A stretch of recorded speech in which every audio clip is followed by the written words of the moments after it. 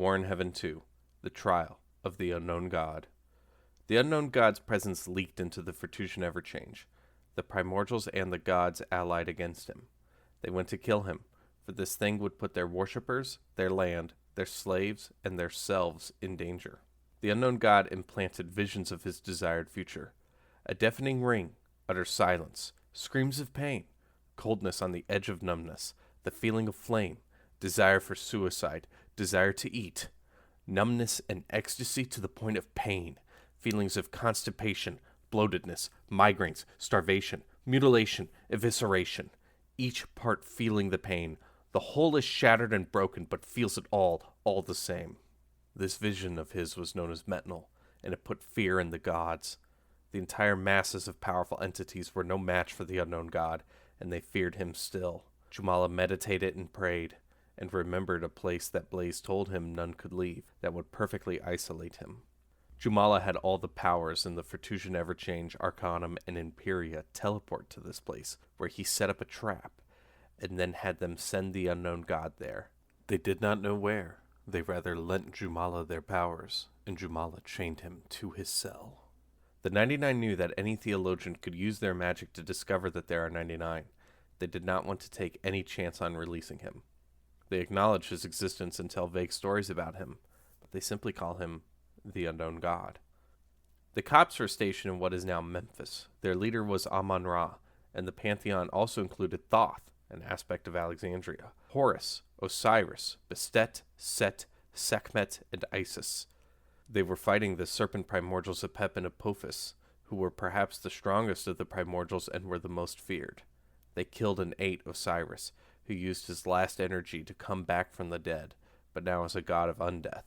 Bastet, the goddess of cats and strongest of the gods, was locked in eternal combat with Apep, guided by her lord, Amun-Ra. Footnote: to this day, cats hate snakes. End footnote. Amun-Ra feared that they were not powerful enough, for they had already killed his child Horus, and called out to Thoth to lock them in time.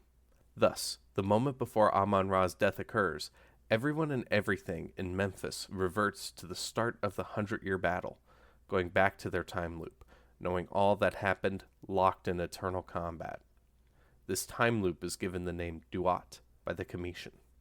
Amun-Ra is not but an aspect of Pilar. Thus, there are persons of Pilar who are stuck in the Duat, and while they are still one in being, they are cut off from each other. Pilar grieves for himself, and is sworn to not take upon this aspect until he is freed from the Duat. Conversely, these persons have sworn to never strip themselves of iterations of Amun-Ra until such a time as they are free.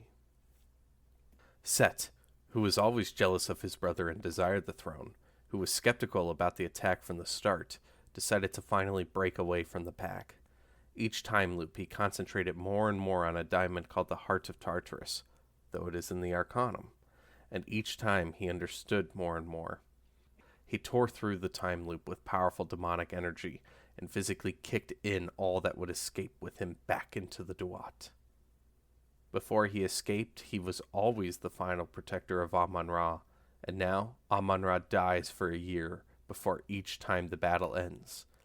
This is symbolized in the death of the pharaoh and the appointment of a new one. For those outside the Duat, it was as if Set had simply walked free.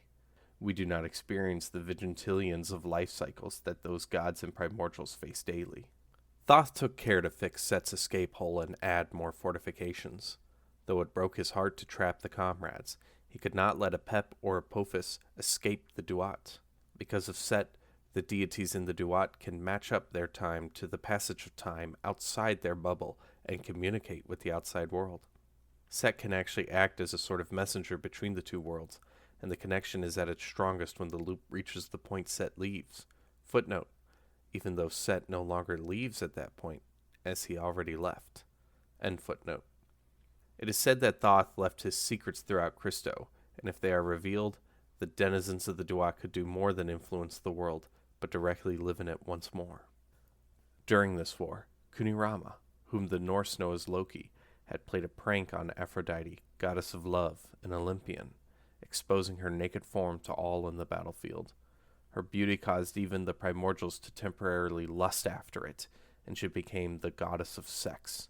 In order to get back at him, Aphrodite had sent her archangel Cupid to make him fall in love with a primordial called Angra by the Norse. Kunirama talked Angra into temporarily becoming a Nephilim, laying with it. Kunirama became pregnant with the giant wolf Fenris. Due to various factional issues and problems with the war, the gods were running out of Nephilim. Elenthar, god of rape and slaughter, who does not live in the abyss, but slaughters about the islands of heaven, went to the unholy island of Mora. He created a thing modeled after Jumala's humanity. However, the first thing this creature did was defecate into its hand and fling it at his creator. It flashed a most ancient and vulgar symbol at Elenthar, god of rape and slaughter, and screamed sophisticated blasphemies. Disgusted with this creature, Elenthar, god of rape and slaughter, destroyed it right then and there. After he had left, a half Ma'al, half-jerk thing laid with the warm corpse, birthing the Adeshni. The Adeshni started many kingdoms, a few democracies, and an empire, and they keep true to their lineage of anti-theism, demonism, and rape. The soul of this first Adeshni was Eclipa. The Adeshni sclera is yellow, and its iris is red. It is prone to bloodshot eyes, its teeth are sharpened and yellow. Its skin is ashy, and often jaundiced. The Adeshni performed many foul rituals that poisoned the waters of heaven. However, this poison became so powerful and intrinsic to the nature of that plane that it gained sentience. It walked upon the path of the Ouroboros and became itself a god. The Adeshni do not worship this creature, as they hate any and all deities. The Desecrator's very existence blasphemes against the 99. Yet, like all the gods, it will ultimately side with the 99, just as it did during the war in heaven. The second attempt to create a new warrior race was the work of all 99 of the gods. They created a mercenary race, who had no religious inclination, fetishized money and violence, and could do little more than organize as a clan under the allegiance of some richer, more intelligent being. This became the bugbear. Then, to coordinate their attacks, the 99 gods banded together and created Sun Tzu, the archangel of the 99, who fights wars in his mind. Sun Tzu is dear to all the faithful, and it is said that without Sun Tzu's guidance and military might, the gods would have lost the war in heaven. Jumala was not content with the bugbear, so he sought to create a new form of life, the Empyrean.